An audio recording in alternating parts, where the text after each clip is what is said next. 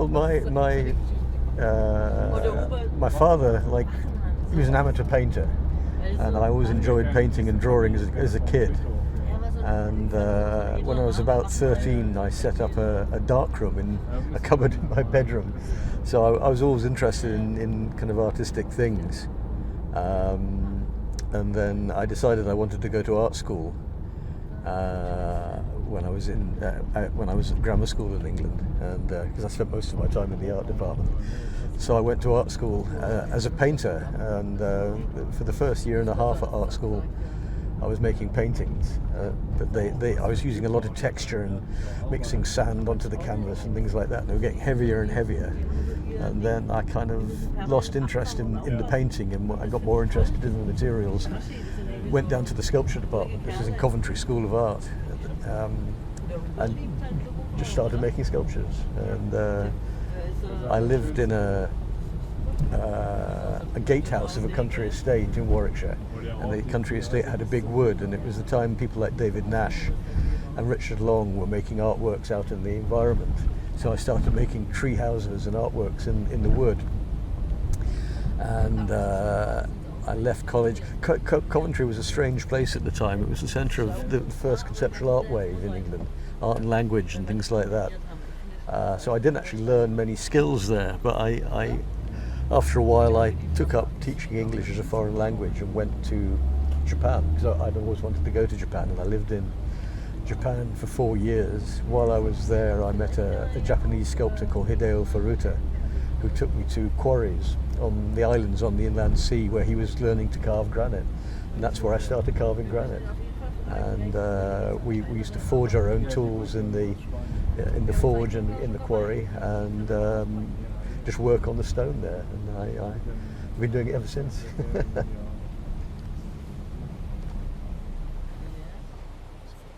So granite, how is it formed? It's the cooling down of molten minerals, basically, and in the same way that, you know, when you're cooking, certain things cool down at different rates and go hard at different temperatures. Things, minerals of iron and copper and zinc and whatever go cool down at different temperatures. So parts of blocks of granite are small crystals of something that's solidified at one temperature, and then you get veins of stuff running through that, of something that's maybe cooled down at a lower temperature or a higher temperature, and so you get kind of intrusions of different mineral within single blocks of granite, which is why you get veins and you get crystals and you get quartz and feldspar and pitchblende and all these kind of things within the structure of the stone.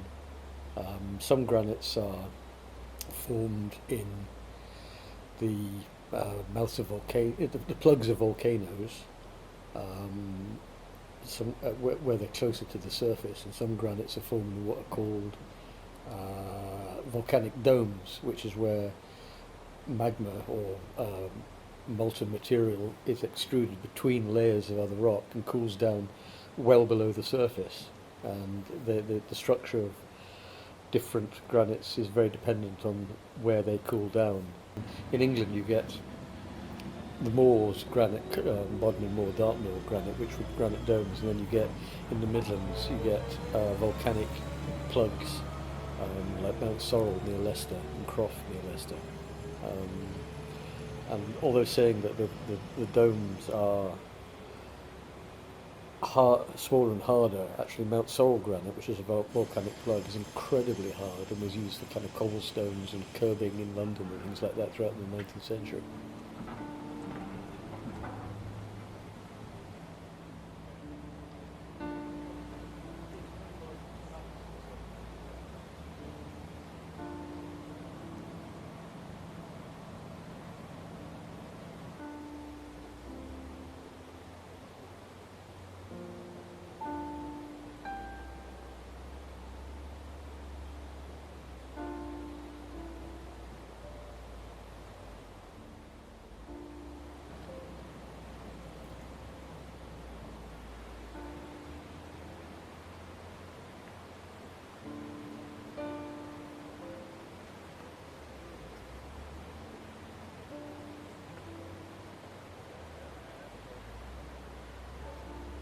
But it does, some granites do kind of split very well. I use splitting grit quite a lot. Um, I was saying to Anno before, we were looking at pictures of blocks from the quarries around here, and they're drilling holes to split the granite, and they're drilling them about 20 centimetres apart. But I did some work in a symposium in the Barossa Valley in Australia, and they've got some black granite there from way out in the outback somewhere, and they dragged it in. And in the quarries, they're drilling holes about 3 or 4 centimetres apart, right down the depth of the blocks to split it. It was incredibly hard, a nightmare to work. And I was working on it with angle grinders with water running on the blades, and you hit kind of lenses of stuff within the stone that are like glass, and I was getting like streams of magma coming off the back of my blade, even in water. I've never touched anything like it before.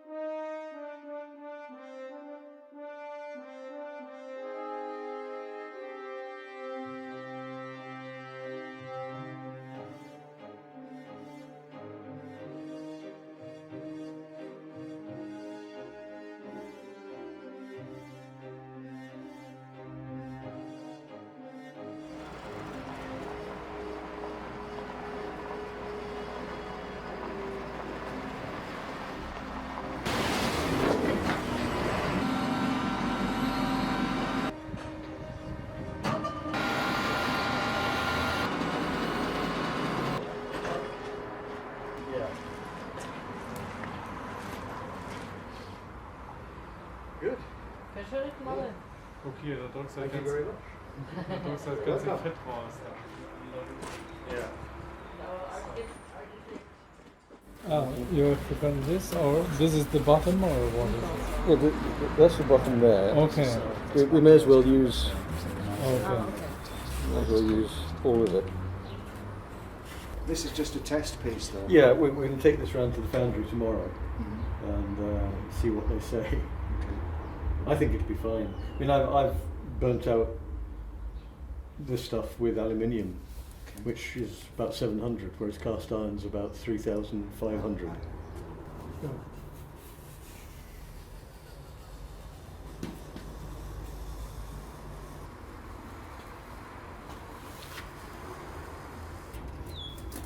Well, I think that will do for a test piece.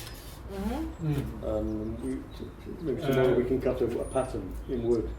But I might cut the edges a bit here and there and put some different texture on it. Okay.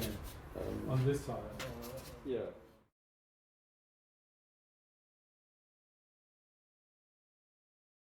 We're here at the Myco foundry. The part of the sculpture are going to be some upright vertical forms in cast iron, and they're going to be made here. We've cut them in expander polystyrene, which they're called patterns. Yeah, and they sit these patterns down into sand, special sand in the foundry, and then pour in cast iron at sort of ridiculously hot temperatures, liquid cast iron. It's a really exciting process because you see the cauldrons full of this glowing stuff that they then pour into the moulds. I love foundries. I work at a foundry in the north of England in Huddersfield quite a lot, so this is an interesting experience to work in a German foundry. These are the forms I was talking about, which are cut in a very high density styrofoam with a hot wire cutter, and compared to carving granite it's a very easy process. And then we put a texture on the surface, but we have to discuss with the foundry men the process of casting to know whether we need to put a texture on the upper surface as well, and how to fit it into the stone. Can you tell me? He said no. This will be like this, and you can grind it. Yeah. After. Yeah. After. And on the top. And this you have to grind yourself. Yeah. When it's coming out. Because it will be flat onto there. He can maybe put something, make scratches in the sand. Yeah. And then you can. Yeah, that would be good if you can do that. Yeah, So Flamme darstelle oder? What is it? Flames or what? It's kind of ambiguous, but it could be flames. I hadn't thought of it as flames, but I like that idea. But it's maybe very abstract. People on the ship. Okay. Aber sagt, es könnten Flammen sein, aber meinte auch, je nachdem wie sie stehen, also macht es auch so in Gruppen, also so Dreier und er stellt sich so ein bisschen auseinander. Es können also auch menschliche Figuren sein. One thing I'd like to ask is, in the foundry I use in England, they use a lot of recycled material, so it's very sustainable. They use old drums from car brakes and old engine blocks, and they melt them down. So it's quite interesting to know if they do the same here. They're recycling. Yeah, it's good. Yeah. They were pouring here yesterday. They had a really big crucible and they're pouring into all of these. I don't know if they're going to do it while we're here today. I can't see it. I can't see the crucible. Yeah, they're very noisy places. Oh, there's the crucible waiting over there. They're heating the iron in the machine behind it. They'll tip it into the crucible, and then they bring the crucible on this crane over to pour. I once went into I was taken to the British Steelworks in Sheffield, where they make stainless steel, and the crucible is as big as a house, and it's heated by electricity, and they have big cables hanging down, and the electric cables are this thick, and because they've got so much power in them, they generate their own field, and the cables are all swinging because of the electricity in them. It's amazing.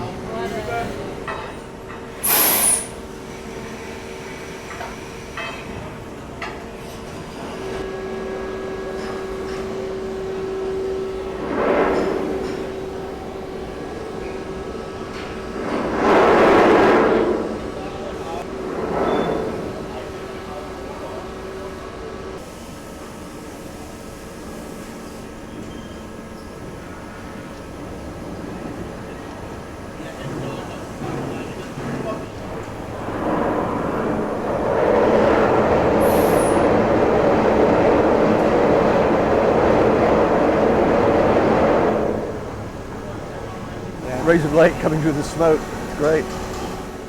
It's fairly spectacular.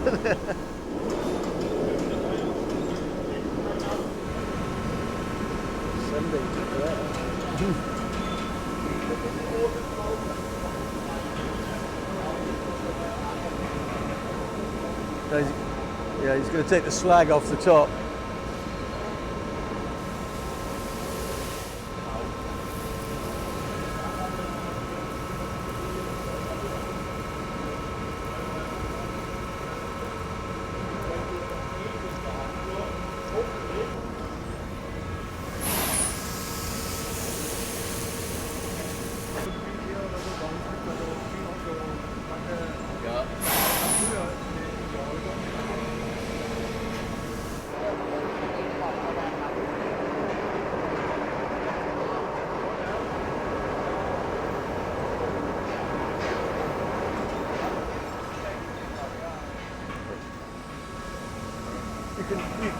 You can see on the big cast they did. They've got huge weights on top of it. To keep it all down.